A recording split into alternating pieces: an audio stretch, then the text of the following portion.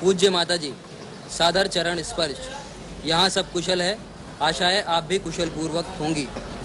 मेले से मैं भागा नहीं। এমন একজন দুজন আছেন কথাকে যারা করে দেন কাহিনী, কাহিনীকে কথা। সিঁড়ির মতো উঁচু নিচু হরফে ভাসিয়ে দেন জীবন কিংবা মৃত্যুর খবর। কখনো সংগ্রামের শপথ, কখনো আধমরা হয়ে বাঁচার স্বীকারোক্তি, পরাজয়ের আর্তনাদ, জিতে যাওয়ার হাততালি। নিজের ঘটনা নয়, তবু এর সব কিছুকেই আদল দিতে জানেন এরা। অন্যের জন্য চিঠি লেখা এদের পেশা। শতাব্দী প্রাচীন এই বারান্দায় এদের কাজের ঘর, 10টা 5টার অফিস। সর্বপ্রথমে জানাই আমার আন্তরিক প্রণাম পত্রের মাধ্যমে। তুমি কেমন আছো? আমি এখানে ভালোই আছি, আমি এখানে ভালোই কাজকর্ম করছি। সেই ইংরেজ আমলের পদ আজও চলে আসছে। টেন্ডার ডেকে নিয়োগ করা হয় 3 বছরের জন্য, ন্যূনতম 500 টাকা বার্ষিক। তবে টেন্ডারের সুযোগ নিশ্চিত করতে গেলে অঙ্কটা বছরে 30,000ও ছাড়িয়ে যেতে পারে। বদলে মিলবে চেয়ার টেবিল আর কাজের সুযোগ। বর্তমানে কলকাতা জিপিওতে এমন প্রফেশনাল লেটার রাইটার রয়েছেন 3 জন। দক্ষিণের বারান্দায় বসেন সুরজ সিং ও পরেশনাথ গুপ্ত, পূর্বের বারান্দায় মাধব দাস। পাবলিশার মিশতে পারছে না, খারাপ তো বড় প্রাপ্য না। জনগণ বুঝতে পারছে, এত লোকের সাথে মিশতে পারছে, এটা তো খুব খারাপ, ভালো অবশ্যই লাগে না। एक चिट्ठी लिखना तो बहुत ही टेढ़ा काम मालूम होता है। काहे चुने तुम ये पेशा? अरे हम कहाँ चुने, ये पेशा ही हमारे गले आ पड़ा। सतना कॉलेज से बीए पास किए, नौकरी नहीं मिली। ওয়েলকাম টু সজ্জনপুরের এই মহাদেবের সঙ্গে অনেকটা মিলে, কিন্তু জীবন চিত্রের ইন্টারমিশন কি আর তাল রাখতে পারে কাহিনী চিত্রের মিশনের সঙ্গে? ठीक है, आगे कुछ लिखना है?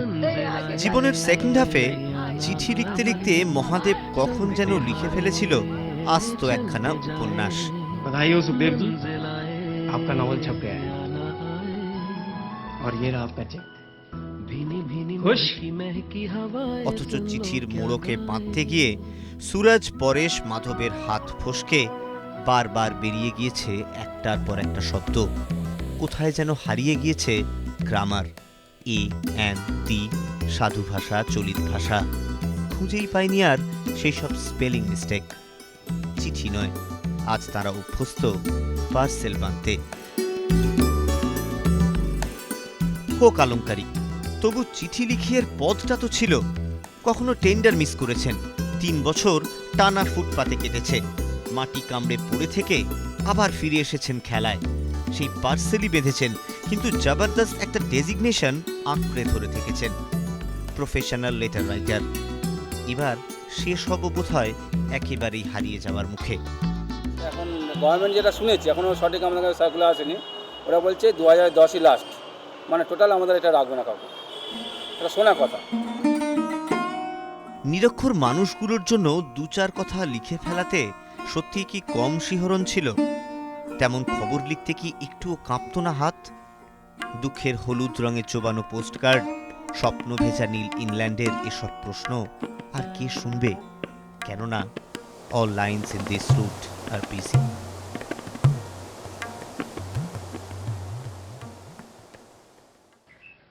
मोबाइल चिट्ठी लिखनी है। मोबाइल चिट्ठी? आसामास चिट्ठी लिख। हाँ, संतोष संतोष संतोष जैसन कि हमने कहा। এই চিঠি লিখিয়েদের পেশা আগেই বদলেছে, এবার বিপন্ন।